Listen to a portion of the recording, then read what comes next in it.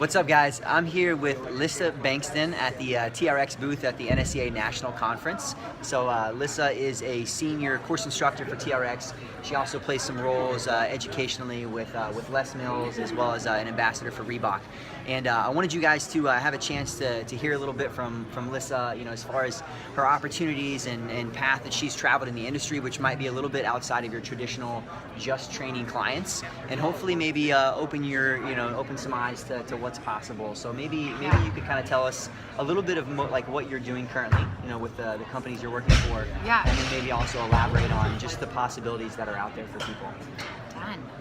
So the companies that I work for now, which I absolutely love, each one is very unique in the training opportunities, but for the most part, I represent that company or that brand, and I will travel for them to different workshops, like we're at an expo here today, or if Jim is wanting to buy one of the either equipments or programs in which I represent, I'll be hired to come in and educate the instructors or the staff, or showcase what we have, just so that A, our products are getting into the right hands, and B, the right people are representing our companies as they kind of push forward. So it's not just education, it's also getting to know fitness professionals and helping them uncover their strengths and weaknesses and their talents with the products that I represent. So within that, do you get to play a role also in giving like insight and feedback back to the companies? Obviously you're educating the trainers, but as far as like what the trainers are looking for, you get to play a role with that too? Yeah. So like for example with TRX, I think they just changed their education model, and it was based on we have people for one day, it's an 8-hour course.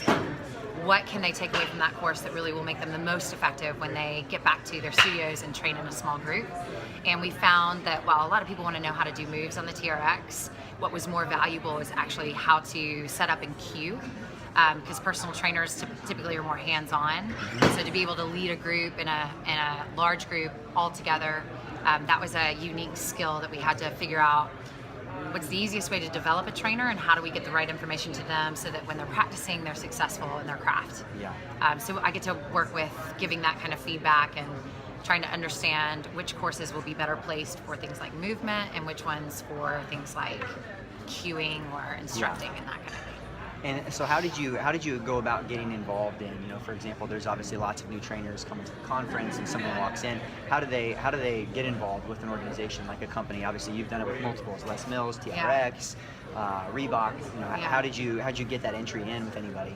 Yeah, I think like anybody who loves their craft, you have to be passionate about it. You have to really want it, and you have to understand like the expectation involved in what you're doing. So I started as a college athlete. I quit playing soccer like halfway through my college career, and quickly realized how much fitness played a role and how much team sports played a role in like my happiness. And I thought, I'll just like continue on life, no big deal. And I didn't realize that I wasn't working out, and that was a huge part. So I quickly got involved in team sports and realized I loved leading people, and so then it became group fitness, and that started my pathway into the industry. And while I hosted tons of different corporate jobs, I always came back to loving teaching in front of a group and helping people on a really basic level, like movement, just getting up, moving, sweating, and how that trickled out to their everyday life. So once I realized it's a very small impact that I'm making, but the impact the people that are in those classes are making starts to really grow that tribe, I thought, man, what else can I do in the industry to make that effective? So I started researching companies that I really thought were smart, they were innovative, they weren't just part of a wave, they had some substantiality, some staying power, and they had some goals that were going to last and in line with my future. And that's when I started seeking these companies out. For example, with the TRX, I just started training on the TRX, figured out how much I could do on it, what I loved about it, if I could get my clients to be successful on it, then maybe videotaping myself doing it, and then that sparked interest within the companies, especially getting to workshops. I would go to any and everything out there, meet people, ask them about the company, ask them what their needs were, and if that aligned with where I was, then it was worth me just kind of educating myself. And it really is you have to be kind of deliberate in your action towards something.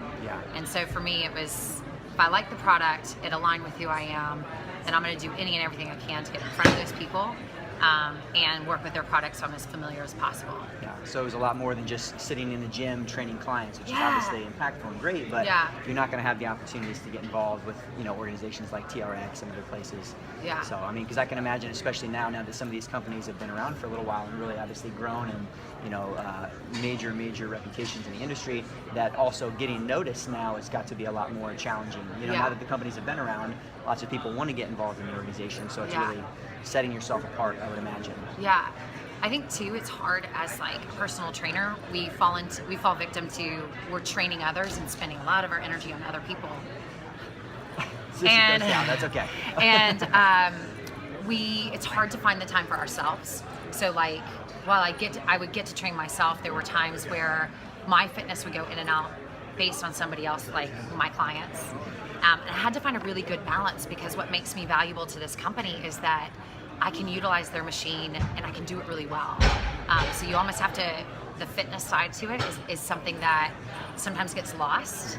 And me being able to stay fit and be an athlete also helps me they want to book me on things because I can demonstrate, or I can have energy to run around and do things. And well, and that's why you got into what you're doing, right? So it's one Yeah. of those things, if you get busy with other stuff and you start to lose sight of like what got you involved in the first place. yeah, So. and I realized like taking care of myself is like, that just makes me so much better when I'm taking care of other people. And I think that's what trainers, there's a balance there, and it takes a Yeah. long time in your career to find it.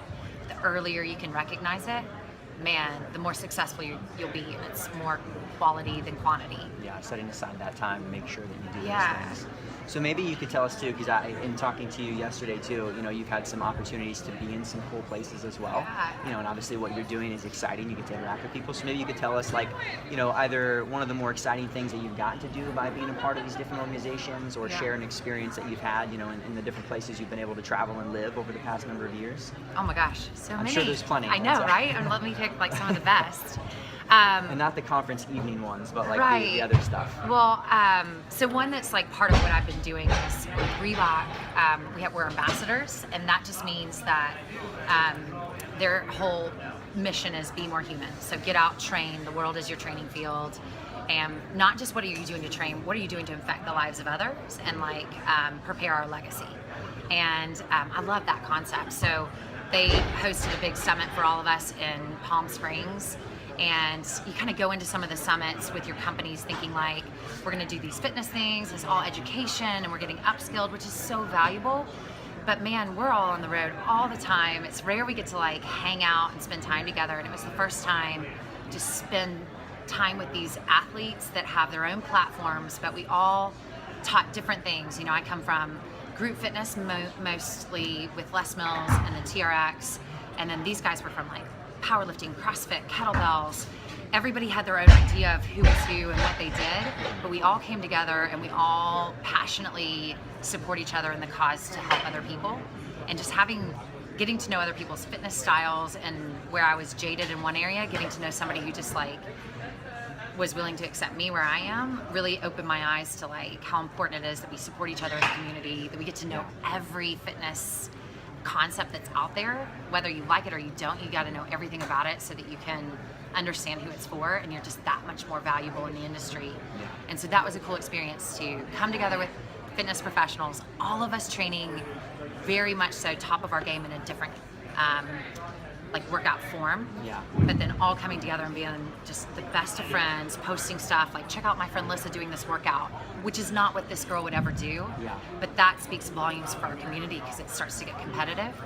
And that was this like unbelievable moment. We did this hilarious like relay in the pool with like the Dynamax balls, Yeah. and you know, like we're just having a great time. We did a burpee contest of who could do the craziest burpee. So it's like fitness professional, like some girl went out there and did a back tuck, you know, and then some Yeah. girl did like a twerk. Like it was just awesome, and just having fun in our community. So Yeah. that stood out to me as a time where I finally said, you know, I think TRX is like the best and LesMills is the best, but that doesn't mean that some other thing isn't the best. Like CrossFit is awesome, and bar is awesome, and Zumba is awesome. And When you're surrounding yourself with the Yeah. best people, right? And that's Yeah, and obviously you the just way to think, find more like, success. isn't our goal to get people to move? And how awesome if someone doesn't like what I do, I can send them to something else, and that creates value in our industry, and that creates value in how I represent people and companies because it's not as jaded. Yeah. So that was a cool experience. I get to go to New Zealand in a couple weeks. That's not too bad. To film. It's not a bad perk. Yeah, that's gonna be cool. I've gotten great. to do a few like photo shoots and stuff. Yeah. That's always like fun to watch products get out to people. Yeah, that's and great. someone asks me how something fits or wears, and I can say this is great for this kind of training.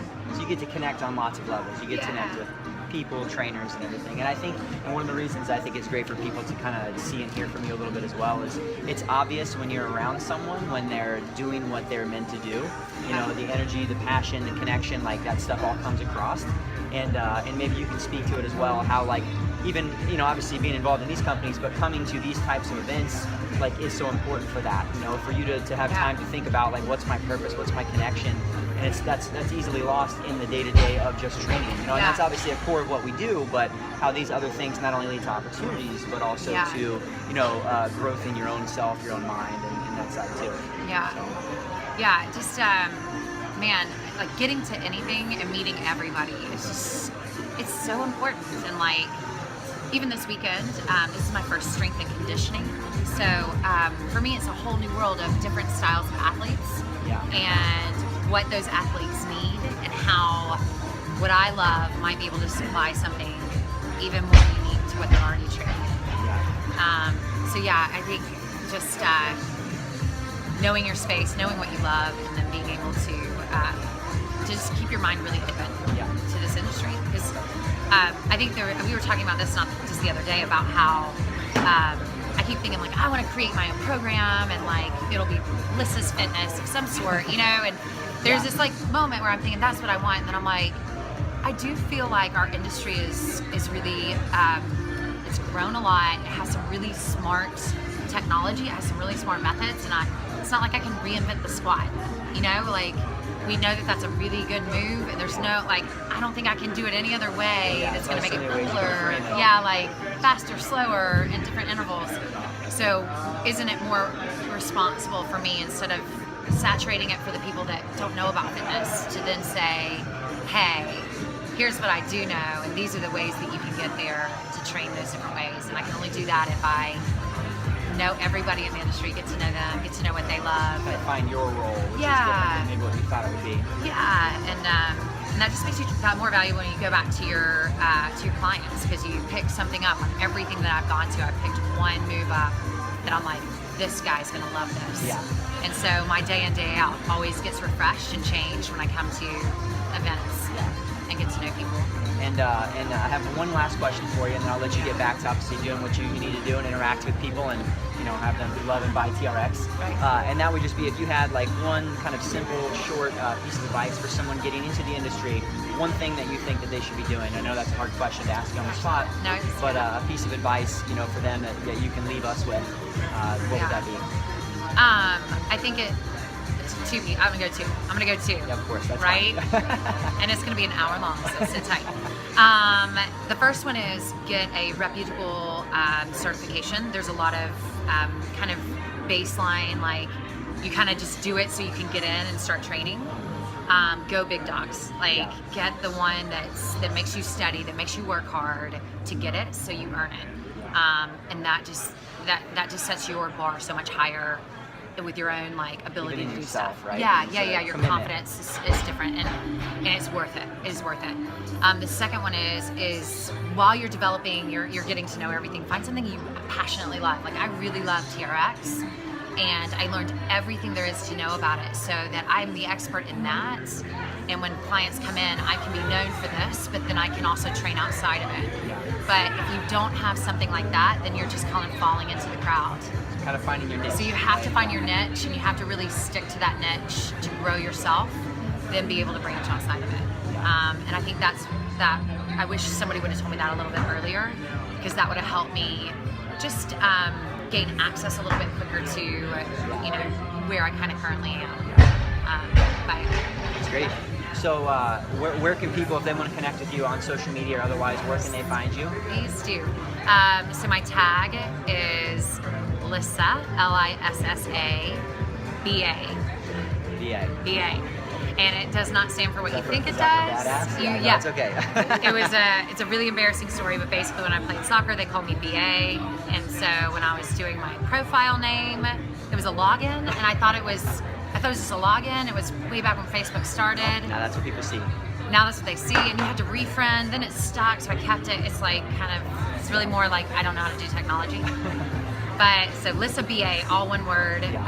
That's all of my accounts, and then my actual name is Lissa Bankston. So you can also look me up by Bankston.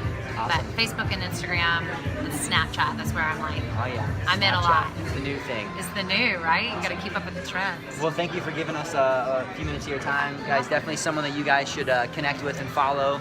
I'm sure plenty of great big things to come, and all the organizations she's involved in. So there you go. Yeah. Thanks, guys.